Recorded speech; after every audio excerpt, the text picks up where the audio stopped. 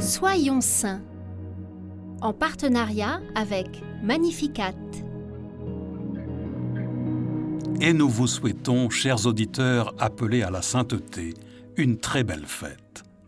La solennité de tous les saints est née au 8e siècle en pays celtique.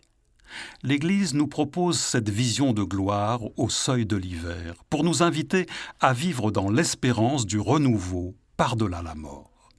Elle veut aussi nous rendre conscients de notre solidarité avec tous ceux qui sont entrés dans le monde invisible, les saints que nous connaissons et aussi l'immensité de ceux qui sont morts inconnus et qui sont allés tout droit au ciel.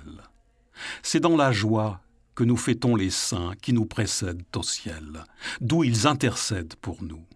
Chaque saint vit intensément de la vision de Dieu et de son amour, mais tous ensemble constituent une cité, la Jérusalem d'en haut, un royaume ouvert à ceux qui auront vécu selon les béatitudes. Le bonheur des saints procède de Dieu, dont chacun reproduit l'image d'une manière unique, comme l'écrit sainte Faustine. Ô mon Jésus, chacun de tes saints reflète en sa personne l'une de tes vertus. Aussi, en les célébrant, est-ce Dieu le seul saint que nous adorons dans tous les saints. Tous ont été sauvés par le Christ, tous sont nés de son côté ouvert. C'est pourquoi le lieu par excellence de la communion avec les saints est l'Eucharistie. C'est là que le Seigneur Jésus les a sanctifiés, et c'est là que nous pouvons demander humblement à Dieu de nous faire passer de la table des pèlerins au banquet de la patrie du ciel.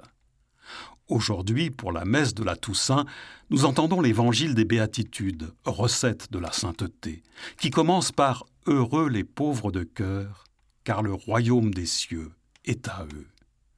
Demandons au Seigneur de nous aider à devenir de vrais pauvres de cœur, qu'il vide nos cœurs de tout ce qui les encombre et les empêche de lui faire toute la place.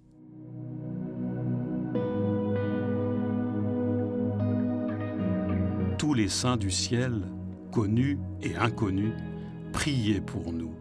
Guidez-nous sur la voie de la sainteté, sur la route de la vraie joie.